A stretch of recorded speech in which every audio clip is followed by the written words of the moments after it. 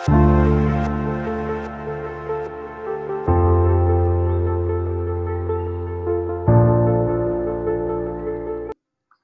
The lord, హల్లెలూయా. మన ప్రభువును లోకరక్షకుడైనటువంటి యేసుక్రీస్తు నామములో మీ అందరికీ మా ప్రత్యేకమైన వందన వచనాన్ని తెలియజేస్తున్నా. ఈరోజు పరిశుద్ధ గ్రంథంలో నుండి కొన్ని మాటలు మనం ధ్యానం చేద్దాం. దేవుడు అన్ని విషయంలో కూడా పరిపూర్ణుడై ఉన్నాడని మనం నేర్చుకుంటూ వస్తున్నాం. ఈ భాగంలో మనం చూసినట్లయితే పరిపూర్ణమైన శ్రేష్టతలో దేవుడు జీవించుచున్నాడు. పరిపూర్ణమైనటువంటి శ్రేష్టతలో ఆయన జీవించుచున్నాడు.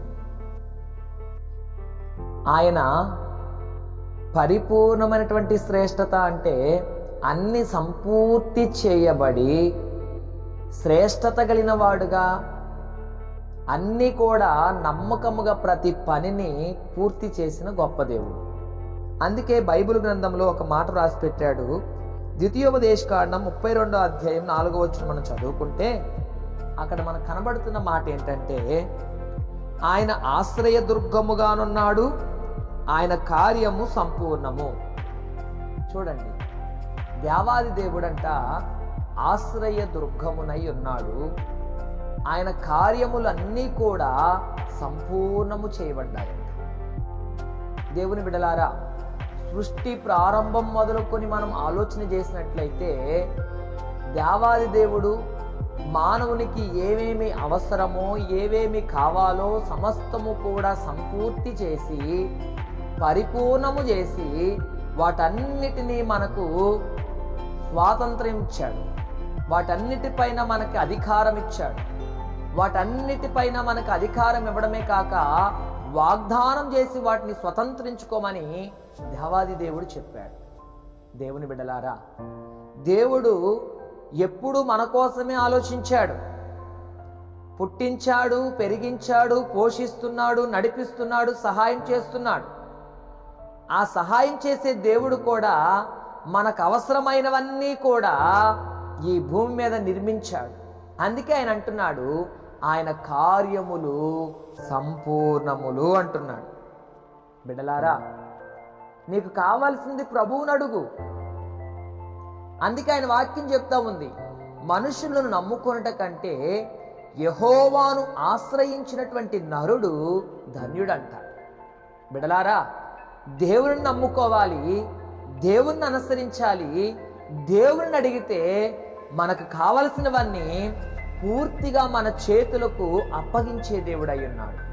అందుకే ఈ ద్వితీయోపదేశకాండంలో మోషే భక్తుడు చాలా సుస్పష్టంగా మనకు కావలసినటువంటి మాటలు మోషే భక్తుడు ద్వారా దేవాది దేవుడు రాసిపెట్టాడు. ఆయన కార్యములు సంపూర్ణములు. అందుకే నీకు కావలసిన దేవుణ్ణి అడుగు.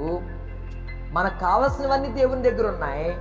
దేవుణ్ణి అడిగితే ఆయన మన పక్షముగా ఆ కార్యము నెరవేర్చి ఆనందముతో, సంతోషముతో మనల్ని నిలవబెడతాడు.